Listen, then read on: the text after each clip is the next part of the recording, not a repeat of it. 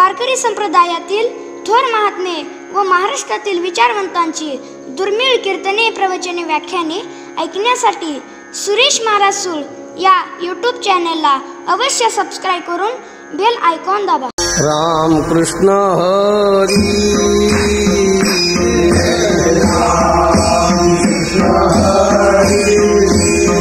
जय जय राम कृष्ण हरी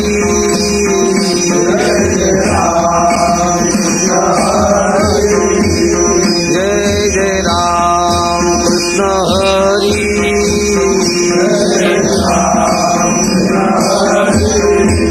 जय जय राम कृष्ण हरी जय जय राम कृष्ण हरी जय जय राम कृष्ण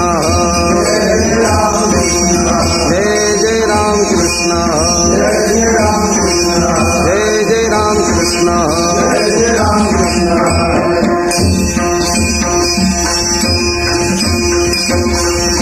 रूप पाहता लोचनी सुख झाले हो साजणी.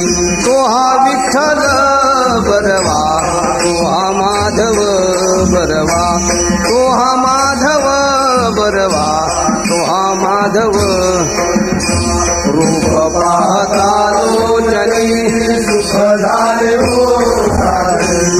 तो हा विठ्ठल बरवा, तो हा माधव बरवा, तो हा माधव बरवा, तो हा माधव बरवा. रूप पाहता लोचनी सुख झाले हो साजणी. तो हा विठ्ठल बरवा, तो हा माधव बरवा, तो हा माधव बरवा, तो हा माधव बरवा. रूप पाहता लोचनी सुख झाले हो साजणी. तो हा विठ्ठल बरवा, तो हा माधव बरवा, तो हा माधव बरवा, तो हा माधव बरवा. बहुत सुकृताची जोडी म्हणून विठ्ठली आवडी. तो हा विठ्ठल बरवा, तो हा माधव बरवा, तो हा माधव बरवा, तो हा माधव बरवा. सुकृताची जोडी म्हणून विठ्ठली आवडी. तो हा विठ्ठल बरवा, तो हा माधव बरवा, तो हा माधव बरवा, तो हा माधव बरवा. सर्व सुखाचे आगर बाप रखुमा देवीवर. सर्व सुखाचे आगर बाप रखुमा देवीवर. सर्व सुखाचे आगर बाप रखुमा देवीवर. सर्व सुखाचे आगर बाप रखुमा देवीवर. तो हा विठ्ठल बरवा, तो हा माधव बरवा, तो हा माधव बरवा, तो हा माधव बरवा. तो हा विठ्ठल बरवा, तो हा माधव बरवा, तो हा माधव बरवा, तो हा माधव बरवा. सर्व सुखाचे आगर बाप रखुमा देवीवर. सर्व सुखाचे आगर बाप रखुमा देवीवर. सर्व सुखाचे आगर बाप रखुमा देवीवर. सर्व सुखाचे आगर बाप रखुमा देवीवर. तो हा विठ्ठल बरवा, तो हा माधव बरवा, तो हा माधव बरवा, तो हा माधव बरवा. तो हा विठ्ठल बरवा, तो हा माधव बरवा, तो हा माधव बरवा, तो हा माधव बरवा. जय जय राम कृष्ण जय जय राम कृष्ण जय जय राम कृष्ण जय जय राम कृष्ण जय जय राम कृष्ण जय जय राम कृष्ण जय जय राम कृष्ण.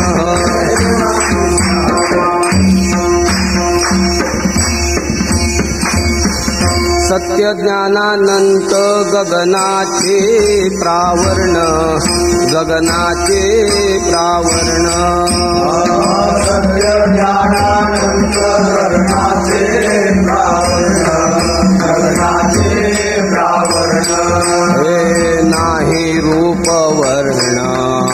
नाही रूप वर्ण गुण जेथे नाही रूप वर्ण गुण जेथे हे सत्य ज्ञानानंत गगनाचे प्रावरण गगनाचे प्रावरण सत्य ज्ञानानंत गगनाचे प्रावरण गगनाचे प्रावरण हे नाही रूप वर्ण नाही रूप वर्ण गुण जेथे नाही रूप वर्ण गुण जेथे हे तोहारे हरी पाहिला डोळे भरी पाहिला डोळे भरी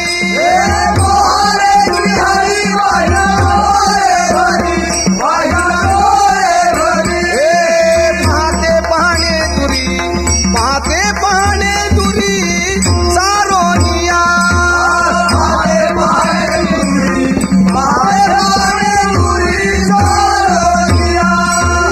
तोहारे श्रीहरी पाहिला डोळे भरी पाहिला डोळे भरी तुम्हारे श्री हरी पाहिला डोळे भरी पाहिला डोळे भरी पाहते पाणे दुरी सारोनिया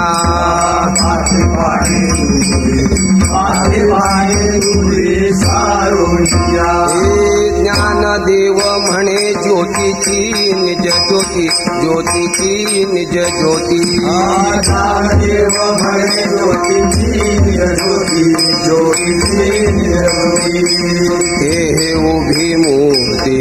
ते उभी मूर्ती विटेवरी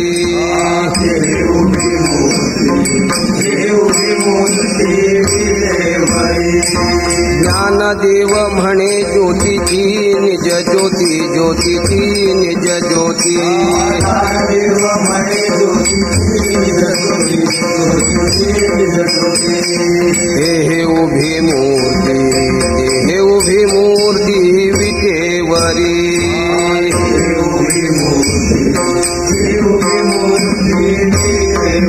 हे तोहारे श्रीहरी पाहिला डोळे भरी पाहिला डोळे भरी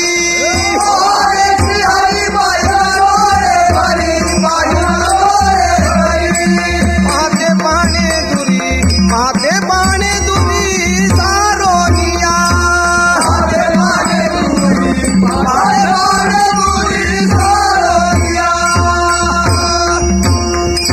धोबार कुमाई धोबार कुमाई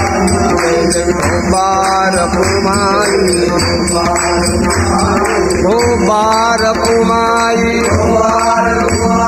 धोबार कुमाई धोबार कुमाई धोबार कुमाई धोबार कुमाई धोबार कुमाई धोबार कुमाई धोबार कुमाई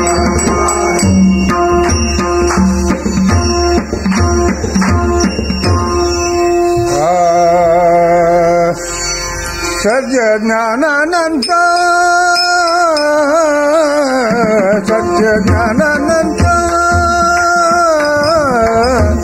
गगनाचे प्रावरण सत्य ज्ञानानंत सत्य ज्ञानानंत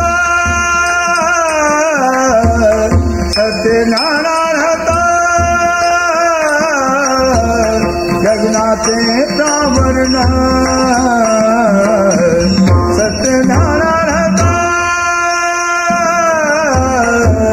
सत्यज्ञानानंद सत्यज्ञानानंद गगनाचे प्रावरण सत्यज्ञानानंद सत्यज्ञानानंद सत्यज्ञानानंद गगनाचे प्रावरण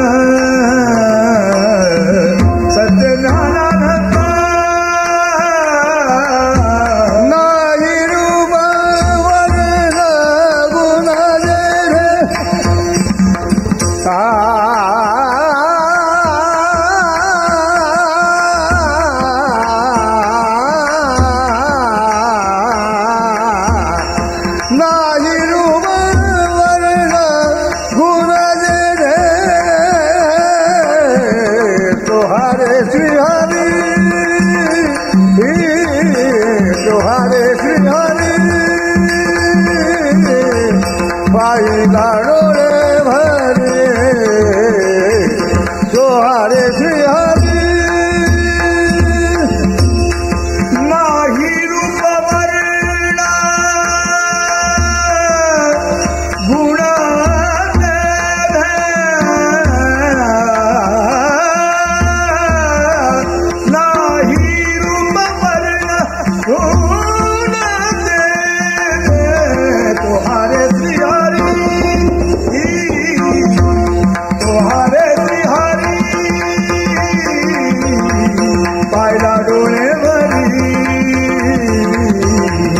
तुम्हारे श्रीहरी पादा पाने तुरी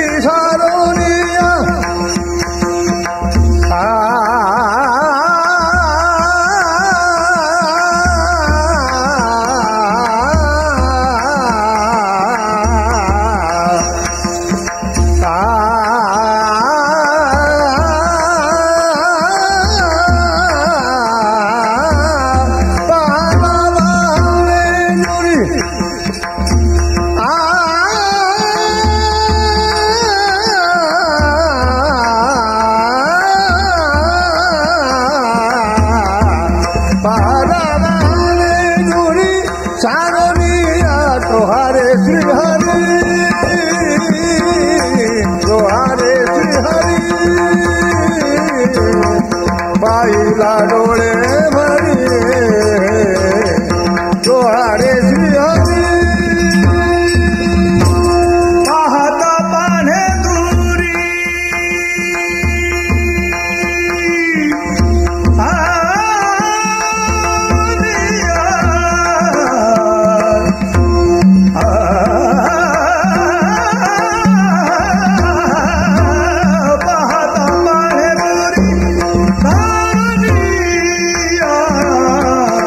तुहारे श्रीहरी तुहारे श्रीहरी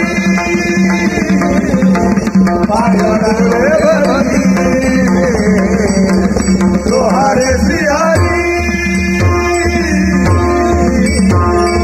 गोपाल कुमाई गोपाल कुमाई गोपाल कुमाई कुंडली कवरदा हरी विठ्ठल श्री ज्ञानदेव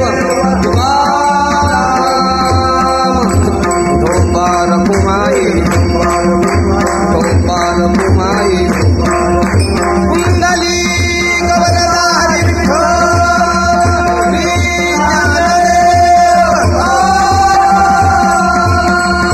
गोपाल कुमाई गोपाल कुमाई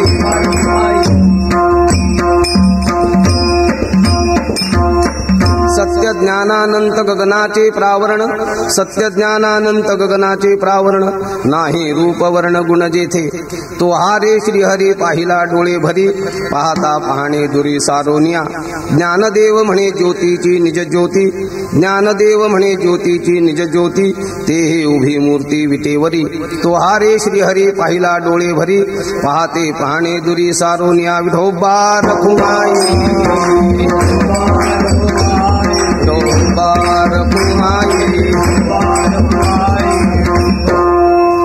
हा सेवेसाठी घेतलेला जो अभंग आहे हा संत सम्राट श्री ज्ञानेश्वर महाराजांचा असून या अभंगामध्ये संत सम्राट ज्ञानेश्वर महाराजांनी आपण ज्या देवतेची उपासना करतो त्या उपास्य देवतेचं यथार्थ स्वरूप प्रतिपादन केलेलं आहे. आपण ज्याची उपासना करतो त्याचं जर यथार्थ ज्ञान नसेल तर केलेली सेवा केलेली उपासना ही व्यर्थ जाण्याची शक्यता आहे.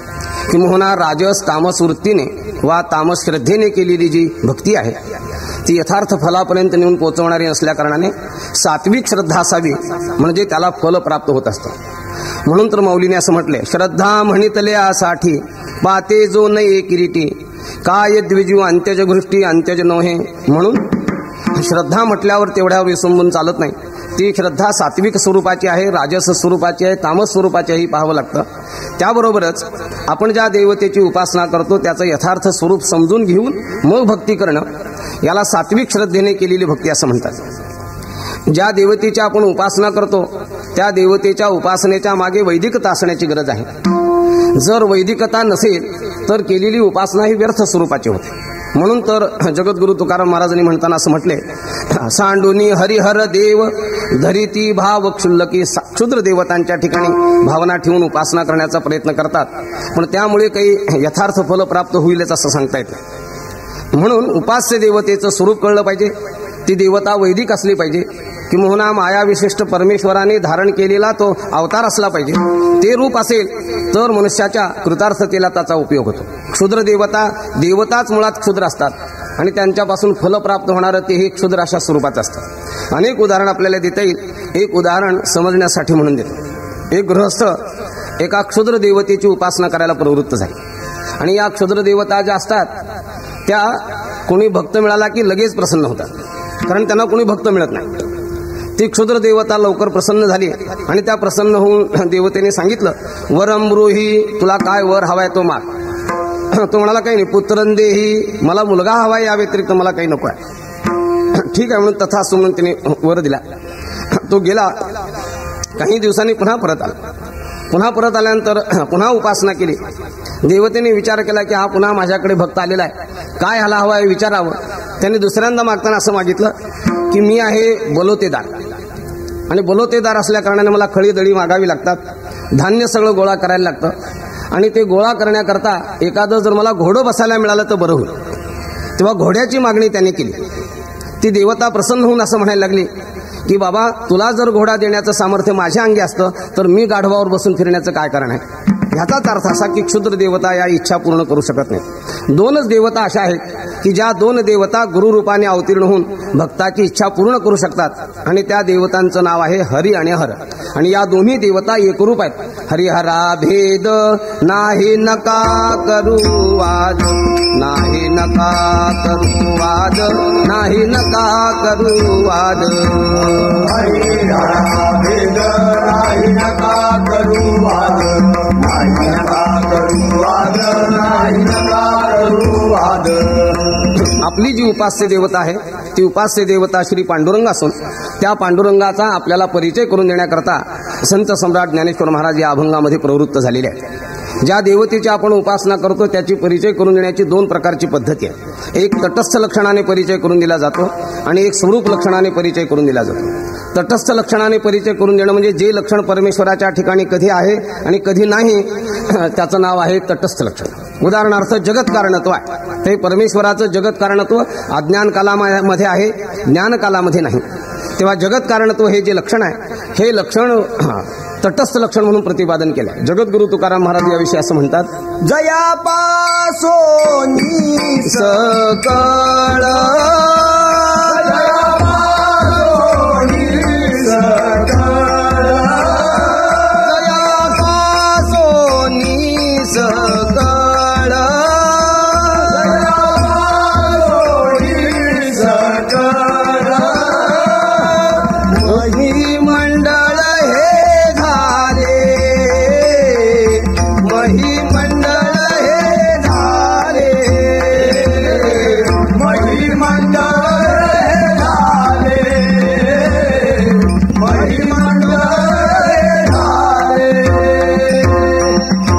पासोनी सकळ महिमंडळ हे झाले. वेदही असंच प्रतिपादन करतो. यतो वायुमानी जातानि भूतानि जायन्ते येन जातानि जीवन्ति यत् प्रयन्त्यभिसंविशन्ति तद्ब्रह्म तद्विजिज्ञासस्व असं वेदही प्रतिपादन करतो. म्हणून जगत कारणत्व हे वेदाने प्रतिपादन केलं. जगत कारणत्व जगद्गुरु तुकाराम महाराजांनी प्रतिपादन केलं. माऊली प्रतिपादन करताना असं म्हणते, ओम नमोजी आद्या वेद प्रतिपाद्या जय जय स्वसंवेद्या आत्मरूपा. इथे आद्या शब्दाने जगत कारणत्व प्रतिपादन केलं. हे त्या परमेश्वराचं तटस्थ लक्षण. आता त्या परमेश्वराचं स्वरूप लक्षण प्रतिपादन करायचं तर स्वरूप लक्षण त्याला म्हणतात की जे परमेश्वराच्या ठिकाणी सदा असलं पाहिजे. कधी आहे आणि कधी नाही असं असता कामा नये. त्याचं ते अंगभूत अशा प्रकारचं लक्षण असलं पाहिजे, म्हणजे त्याला स्वरूप लक्षण असं म्हणतात. तेव्हा स्वरूप लक्षण परमेश्वराचं प्रतिपादन करताना वेद असं प्रतिपादन करतो, एकमेवा द्वितीयम ब्रह्म विज्ञानमानंदम ब्रह्म, असं स्वतः वेद प्रतिपादन करतो की जे विज्ञान स्वरूप आहे, ज्ञान स्वरूप आहे, ज्याच्या ठिकाणी आनंद रूपता आहे, ज्या आनंदाला भयाचा संबंध नाही, ते त्या परमेश्वराचं मुख्य स्वरूप आहे.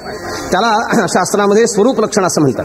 हे स्वरूप लक्षण जगद्गुरु तुकाराम महाराज एका अभंगामध्ये प्रतिपादन करतात. आनंद अद्वय नित्य निरामय, आनंद अद्वय नित्य निरामय, आनंद अद्वय नित्य निरामय, आनंद अद्वय नित्य निरामय, निज ध्येय योगियांचे, जे का निज ध्येय योगियांचे, निज ध्येय योगियांचे, निज ध्येय योगियांचे. आनंदाद्वय नित्य निरामय हे त्या परमेश्वराचं स्वरूप लक्षण आहे. असं परमेश्वराचं दोन प्रकाराने स्वरूप वर्णिलं जातं, दोन प्रकाराने परिचय करून दिला जातो. त्यापैकी संत सम्राट ज्ञानेश्वर महाराज या अभंगाच्या पहिल्या चरणामध्ये आपल्याला भगवंताचा स्वरूप लक्षणाने परिचय करून देतात. सत्य ज्ञानानंत गगनाचे प्रावरण, सत्य ज्ञानानंत गगनाचे प्रावरण, सत्यज्ञानानंद गगनाचे प्रावरण, सत्यज्ञानानंद गगनाचे प्रावरण, नाही रूप वर्ण गुण जेथे, नाही रूप वर्ण गुण जेथे, तुहारे श्रीहरी पाहिला डोळे भरी, तुहारे श्रीहरी पाहिला डोळे भरी, नाही रूप वर्ण गुण जेथे, नाही रूप वर्ण गुण जेथे, तुहारे श्रीहरी पाहिला डोळे भरी, तुहारे श्रीहरी पाहिला डोळे भरी. महाराज सांगतात, सत्य ज्ञानानंत गगनाचे प्रावरण, नाही रूप वर्ण गुण जेथे. सत्य म्हणजे त्रिकाला बाधित, ज्याचा कोणत्या क्रियेने विनाश होत नाही आणि ज्याचा कोणत्या ज्ञानाने बाध होत नाही, त्याला सत्य म्हणतात. परमेश्वराचं वर्णन अनेक ठिकाणी सत्य तू सत्य तू सत्य तू विठ्ठला, कागा हा दाविला जगदाकार, किंवा सदैव सौमेद मग्र आसीत, असं त्या परमेश्वराचं सत्य म्हणून जे लक्षण प्रतिपादन केलं ते स्वरूप लक्षण. त्याबरोबरच त्याचं ज्ञान म्हणून वर्णन केलं. ज्ञानरूप आहे. ज्ञानरूप आहे या शब्दाचा अर्थ असा की वृत्ती ज्ञानरूप नाही आहे, स्वरूपभूत जे ज्ञान आहे तेच त्या भगवंताचं स्वरूप असल्या कारणाने ज्ञातृज्ञेया विहीन नुसधेची जे ज्ञान सुखा भरले गगन गाळीवजे, हे त्या परमेश्वराचं स्वरूप असल्या कारणाने विज्ञानम आनंदम ब्रह्म, ज्या विज्ञानामध्ये ज्या ज्ञानामध्ये आनंदाची प्राप्ती होते अशा प्रकारचं त्या परमेश्वराचं स्वरूप आहे. आणि तिसरं स्वरूप सांगितलं अनंतम. भगवंताला अनंत नाव आहे. अनंत हे भगवंताचं नाव आहे आणि भगवंताला अनंत म्हणण्यामध्ये त्याचं स्वरूपही तसं आहे. या अनंत म्हणण्यामध्ये देश परिच्छेद रहित, काल परिच्छेद रहित आणि वस्तू परिच्छेद रहित सांगण्यामध्ये तात्पर्य असल्या कारणाने याचा अनुवाद जगद्गुरु तुकाराम महाराजांनी असा केला आहे. देश काळ वस्तू भेद मावळला, वस्तू भेद मावळला, देश काळ वस्तू भेद मावळला, देश काळ वस्तू भेद मावळला, आत्मा निर्वाळला जगदाकार, आत्मा निर्वाळला जगदाकार, आत्मा निर्वाळला जगदाकार, आत्मा निर्वाळला जगदाकार. देश काळ वस्तू भेद मावळला, आत्मा निर्वाळाला जगदाकार, यामध्ये त्या परमेश्वराचं अनंतत्व प्रतिपादन केलं. आणि शेवटी सांगितले गगनाचे प्रावरण, या जगतामध्ये तो सर्व व्यापक अशा प्रकारचा आहे. जगद्गुरु तुकाराम महाराज त्याचं वर्णन करताना वर्णन करतात, सर्व साधू संत वर्णन करतात, या परमात्मा सर्वत्र ओतप्रोत व्याप्त आहे. विठ्ठल जळी स्थळी भरला, विठ्ठल जळी स्थळी भरला, त्रिताट ठाव नाही उरला, तिला ठाव नाही उरला. आजम्या दृष्टीने पाहिला, आज्ञा दृष्टीने पाहिला. विठ्ठलाची विठ्ठलाची विठ्ठल म्हणता हरले पाप, विठ्ठल म्हणता हरले पाप. विठ्ठलाची विठ्ठलाची विठ्ठल म्हणता हरले पाप, विठ्ठल म्हणता हरले पाप. महाराज सांगतात विठ्ठल जळी स्थळी भरला, रीता ठाव नाही उरला. असा तो सर्व व्यापक आहे. या परमेश्वराची व्यापकता, या परमेश्वराची सत्यता याचं मुख्य बीज कशात आहे तर याचं मुख्य बीज आहे त्याच्या निर्विशेषतेमध्ये. ती निर्विशेषता निषेधमुखाने संत सम्राट ज्ञानेश्वर महाराज या अभंगाच्या उत्तरार्धात प्रतिपादन करतात. नाही रूप वर्ण गुण जेथे, नाही रूप वर्ण नाही रूप वर्ण, गुण जेथे नाही रूप वर्ण. सत्य ज्ञानानंत गगनाचे प्रावर्ण, सत्यानंत गगनाचे प्रावर्ण. नाही रूप वर्ण गुण जेथे, नाही रूप वर्ण. गुण जेथे नाही रूप वर्ण, गुण जेथे नाही रूप वर्ण. नाही रूप वर्ण गुण जेथे, त्याच्या ठिकाणी यापैकी कोणताही विशेष नाही. कारण रूप गुण इत्यादी जर विशेष असेल तर त्याला अनित्यत्व प्राप्त होतं. परमात्मा नित्य स्वरूपाचा असल्या कारणाने त्याच्या ठिकाणी कोणताही विशेष नाही. नाम रूप संबंधू जाती क्रिया भेदू, हा आकारासीच प्रवादू वस्तूसी नाही. असा जो निर्गुण निराकार असलेला परमात्मा, अत्यंत सामान्य स्वरूपाचा असलेला परमात्मा, सत्सामान्य अत्यंत निर्विशेष असलेला परमात्मा, तो आकाराला प्राप्त झाला. तो पांडुरंग स्वरूप आहे. पण या पांडुरंग स्वरूप असलेल्या परमेश्वराला पाहावं कसं, ही सर्वात महत्वाची अडचण आहे. तर ती पाहण्याची रीती जगद्गुरु संत सम्राट ज्ञानेश्वर महाराज दुसऱ्या चरणामध्ये प्रतिपादन करतात. हरे श्री हरी पाहिला डोळे भरी, तो हरे श्री हरी पाहिला डोळे भरी. हरे श्री हरी पाहिला डोळे भरी, हरे श्री हरी पाहिला डोळे भरी. पाहते पाहणे दुरी सारोनिया, पाहते पाहणे दुरी सारोनिया, सारोनिया. तो हरे श्री हरी पाहिला डोळे भरी, तो हरे श्री हरी पाहिला डोळे भरी. पाहते पाहणे दुरी सारोनिया, पाहते पाहणे दुरी सारोनिया, सारोनिया. तो हरे श्री हरी पाहिला डोळे भरी, हरे श्री हरी पाहिला डोळे भरी. तो हरे श्री हरी पाहिला डोळे भरी. पाहते पाहणे दुरी सारोनिया. पाहते म्हणजे पाहणारा, पाहण्याची क्रिया आणि पाहण्याचा विषय याला त्रिपुटी असं म्हणतात. ही त्रिपुटी म्हणजे द्वैत आहे. द्वैताचा बाध करून मी त्या परमेश्वराचं दर्शन घेतलं असं म्हणतात. भगवंताला पाहण्याचे अनेक प्रकार आहेत. एक चर्मचक्षुने जर मनुष्य पाहू लागला तर देवातलं पाषाणत्वच दिसेल. भावना चक्षुने जो पाहिल तर त्या परमेश्वराचं रूप असं दिसेल. सुंदर ते ध्यान उभे विटे वरी, करकटावरी ठेवोनिया, असं त्याला भावना चक्षुने प्रतीतीला येईल.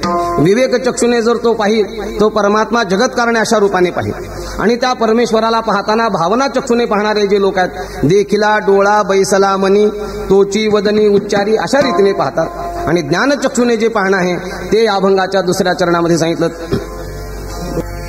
तो हरे श्री हरी पाहिला डोळे भरी, पाहता पाहणे दुरी सारोनिया. म्हणून या प्रतिपादनामध्ये भगवंताच्या स्वरूपाचं वर्णन करताना त्या परमेश्वराला मी कसं पाहिलं तर द्वैताचा बाध करून मी त्या परमेश्वराला पाहिलेला आहे.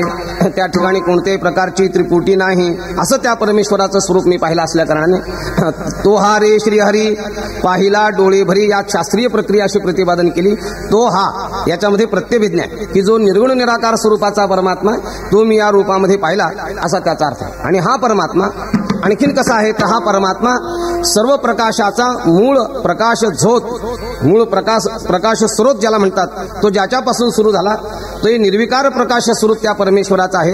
हे स्वतः माऊली शेवटच्या चरणामध्ये प्रतिपादन करतात. ज्ञानदेव म्हणे ज्योतीची निज ज्योती, देव म्हणे ज्योतीची निज ज्योती, ज्ञानदेव म्हणे ज्योतीची निज ज्योती, देव म्हणे ज्योतीची निज ज्योती, ते उभी मूर्ती विटेवरी, ते उभी मूर्ती विटेवरी, तोहरे श्रीहरी पाहिला डोळे भरी, तोहरे श्रीहरी पाहिला डोळे भरी. देऊमी मूर्ती देवरी, देऊमी मूर्ती देवरी, तोहारे सिहारी पाहिला डोळे भरी, तोहारे सिहारी पाहिला डोळे भरी. पाहते पाणे दुरी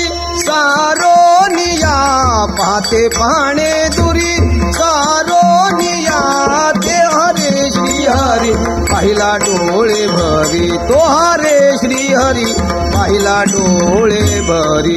आता पाहे दुरी सारोनिया, पाहते पाहे दुरी सारोनिया, तोहारे सिहारी पाहिला डोळे भरी, तोहारे सिहारी पाहिला डोळे भरी.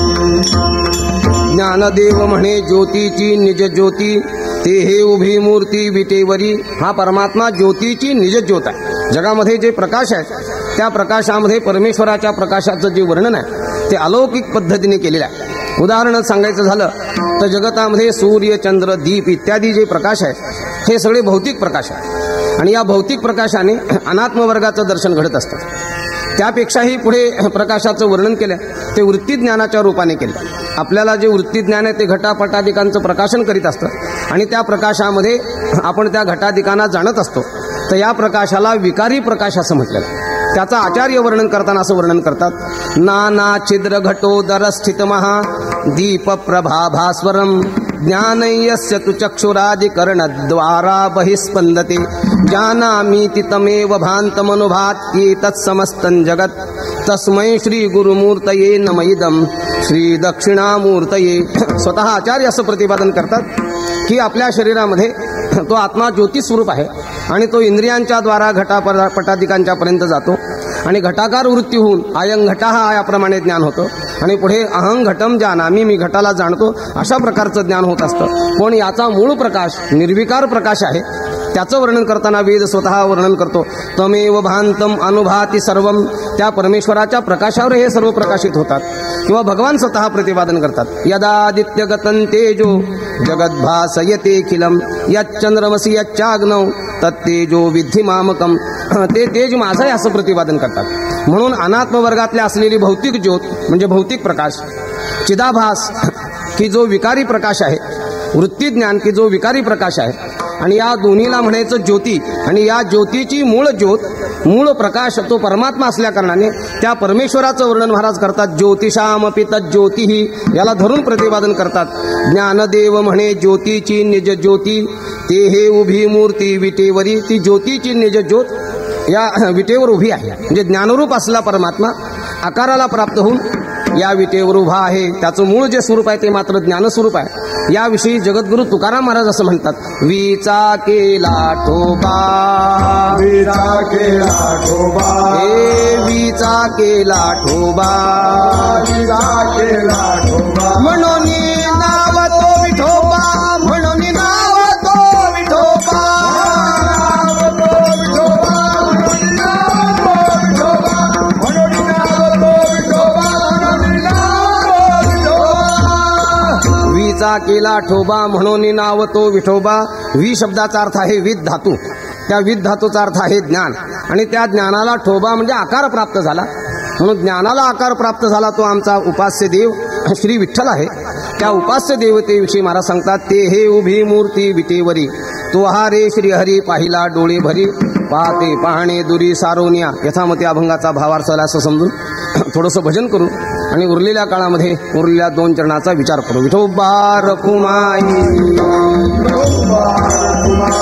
जय जय विठोबा रखुमाई, जय जय विठोबा रखुमाई, जय जय विठोबा रखुमाई, विठोबा रखुमाई, विठोबा रखुमाई।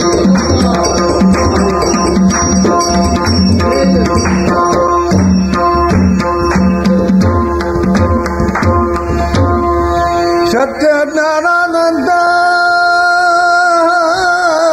सत्य ज्ञानानंद,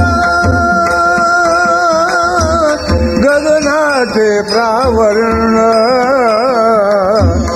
सत्य ज्ञानानंद, सत्य ज्ञानानंद, सत्य ज्ञानानंद,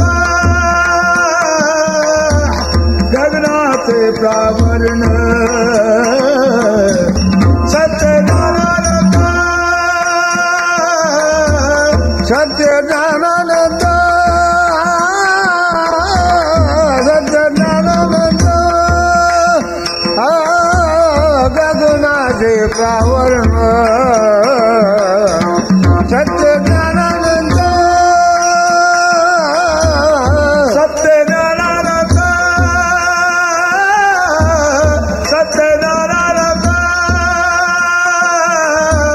गगनाचे प्रावरण, सत्यनारायण, नाही रूप गुण वर्ण, जेथे नाही रूप वर्ण,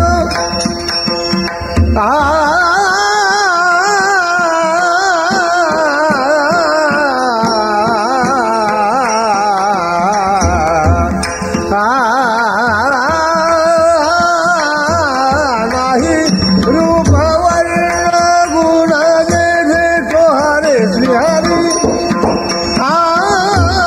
तोहारे श्रीहरी,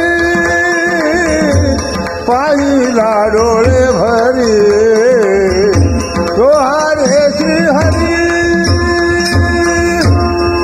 नाही रूप वर्ण गुण तेथे,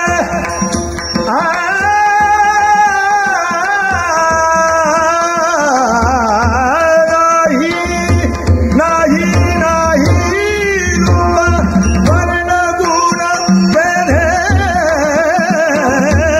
तोहारे श्रीहरी, तोहारे श्रीहरी, पाहिला डोळे भरी, तोहारे श्रीहरी, पादावाने दुरी,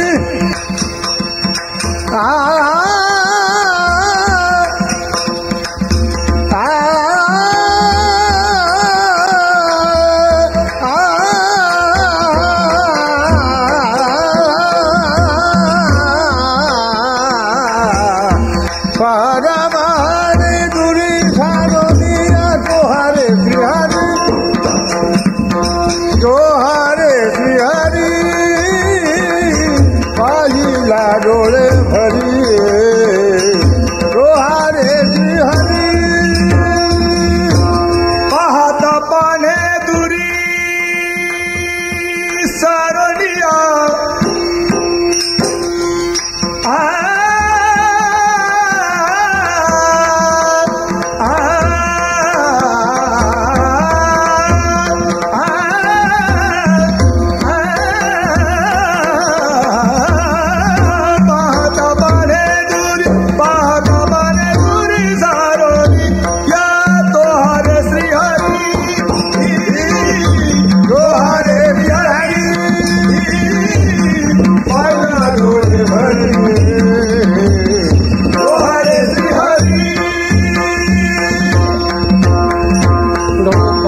कुमारी,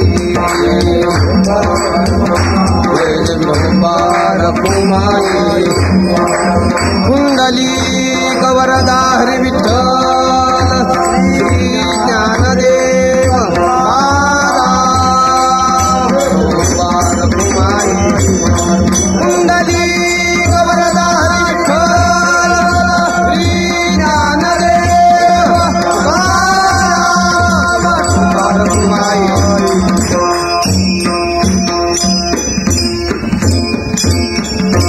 सत्यज्ञानानंत गगनाचे प्रावरण, नाही रूप वर्ण गुण जेथे, तो हा रे श्रीहरी पाहिला डोळे भरी, पाहते पाहणे दुरी सारोनिया.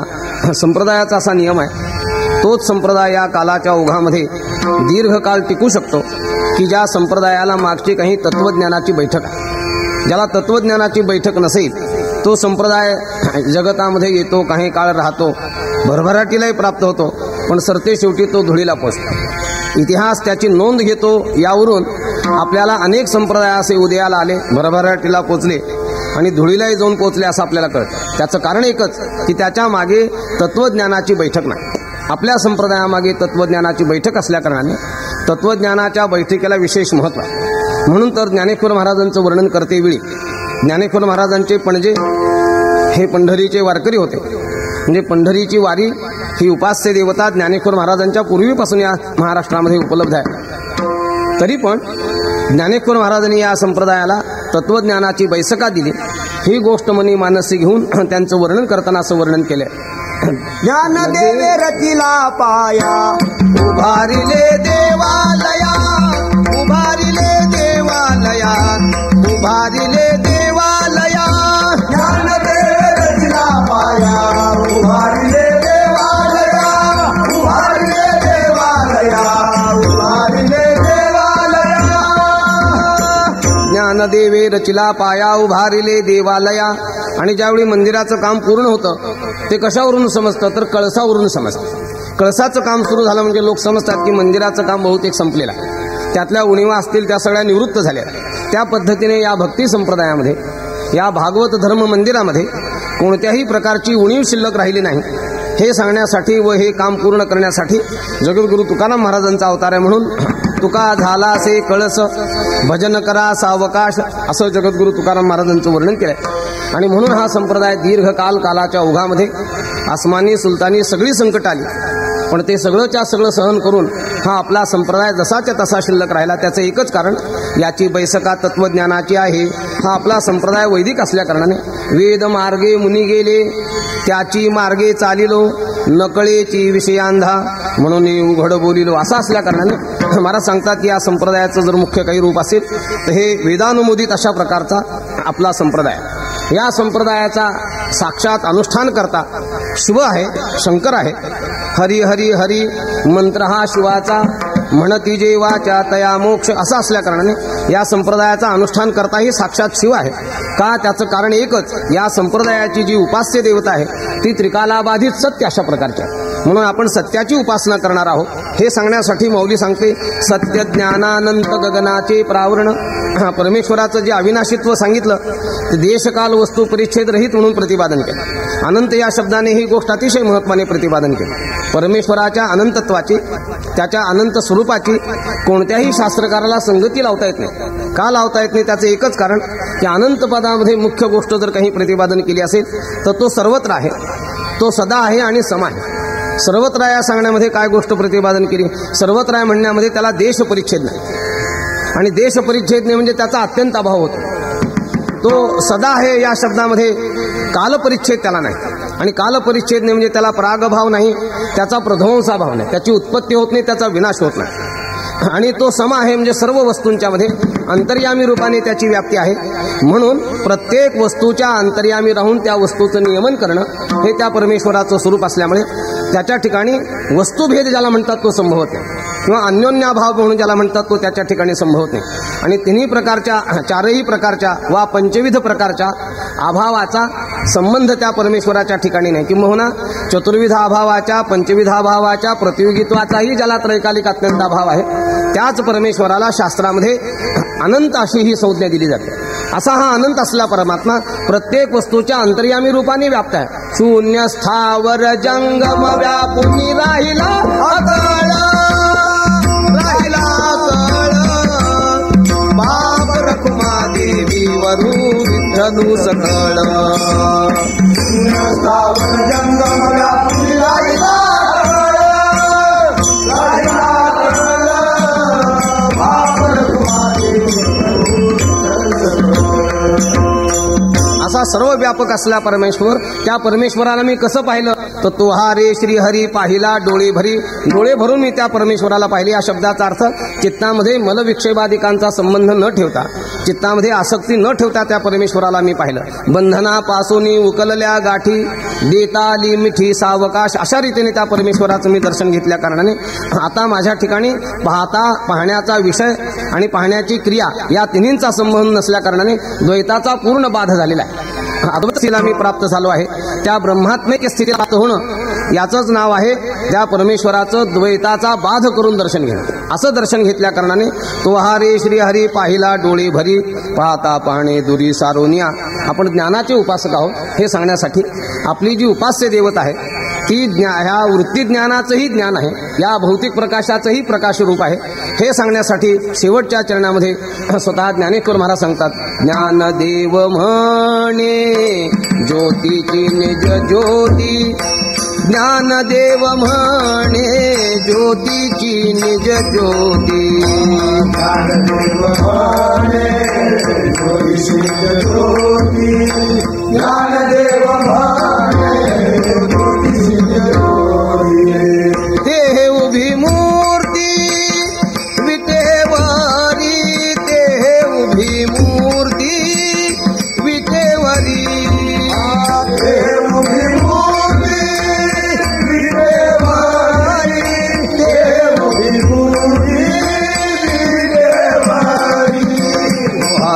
हरी पाहिला डोळे भरी, तोहारे श्री हरी पाहिला डोळे भरी, तोहारे श्री हरी पाहिला डोळे भरी, तोहारे श्री हरी पाहिला डोळे भरी, तोहारे श्री हरी पाहिला डोळे भरी, तोहारे श्री हरी पाहिला डोळे भरी, तोहारे श्री हरी पाहिला डोळे भरी, तोहारे श्री हरी पाहिला डोळे भरी. ज्ञानदेव म्हणे ज्योतीची निज ज्योती. परमात्मा हा स्वयंप्रकाश आहे. जय जय स्वसंवेद्या आत्मरूपा. स्वयंप्रकाशत्वाची पुष्कळ शास्त्रामध्ये लक्षणं प्रतिपादन केली आहेत. एक महत्वाने लक्षण प्रतिपादन करायचं ते असं की स्वसंवेद्या या पदामध्ये सु असंवेद्या असा पदच्छेद आहे. सुअसंवेद्या या शब्दाचा अर्थ आहे पक्का सर्व प्रमाणाला अविषय. सर्व प्रमाण अविषयता ज्याला म्हणतात ती त्या परमेश्वराच्या ठिकाणी का तो स्वयंप्रकाश आहे म्हणून माऊली त्याचं वर्णन करताना असं करते, विशो नाही कोणाही जया प्रमेयत्वची नाही, तया स्वयंप्रकाशा काही विशो होय. तो स्वयंप्रकाश परमात्मा काही कोणाला विषय होईल का? तो होणार नाही. स्वयंप्रकाश असल्यामुळे कोणत्याही प्रमाणाला तो विषय होत नाही. पण कुणी असं म्हणेल की कोणत्याही प्रमाणाला ज्या अर्थी परमात्मा विषय होत नाही त्या अर्थी परमात्माच नाही म्हणा ना, तर परमात्मा नाही असं होऊ शकत नाही. त्याचं कारण परमेश्वराच्या प्रकाशाचं सहाय्य घेऊनच ही सर्व प्रमाणं आपापल्या विषयामध्ये प्रवृत्त होत असल्या कारणाने सर्व प्रमाणांचा तो प्राणप्रद असल्या कारणाने प्राणप्रदाता असल्या कारणाने त्याला ज्योतीची निज ज्योती असं म्हणतात. म्हणून ज्ञानदेव म्हणे ज्योतीची निज ज्योती. अशी जी निज ज्योत असलेली ती भक्तांच्यावर अनुग्रह करण्यासाठी आणि दुष्टांचा निग्रह करण्यासाठी धर्मसंस्थापनेसाठी या अवनी तलावर अवतीर्ण होते. तीच आमची उपास्य देवता श्री विठ्ठल आहे हे मनामध्ये घेऊन ते हे उभी मूर्ती विटेवरी. आणि तो परमेश्वर मी कसा पाहिला? तो हारे श्रीहरी पाहिला डोळे भरी. डोळे भरून त्या परमेश्वराला मी पाहिलं. माझ्या वृत्तीमध्ये देवा व्यतिरिक्त आता दुसरा कोणताही विषय नाही आणि एक दुसरे मज नाही आता नेमिले या चित्तापासून या. तुका नेत्री केली ओळखण तटस्थ हे ध्यान विटेवरी. माझ्या सर्व इंद्रियांना वळण जर कोणतं पडलं असेल तर पडिले वळण इंद्रिया सकळा भाव तो निराळा नाही तुझा. परमेश्वरा व्यतिरिक्त माझ्या चित्तामध्ये आता दुसरी कोणतीही वृत्ती निर्माण होत नाही. म्हणून तो हा रे श्रीहरी पाहिला डोळे भरी पाहता पाहणे दुरी सारोनिया. त्या निजज्योती असलेल्या विठ्ठलाला पूर्ण नमस्कार करून आपण संतांचं भजन करू. ज्ञानेश्वर माऊली ज्ञानराज माऊली तुकाराम. जय जय ज्ञानेश्वर माऊली ज्ञानराज माऊली तुकाराम. जय जय ज्ञानेश्वर माऊली ज्ञानराज माऊली तुकाराम. जय जय ज्ञानेश्वर माऊली ज्ञानराज माऊली तुकाराम.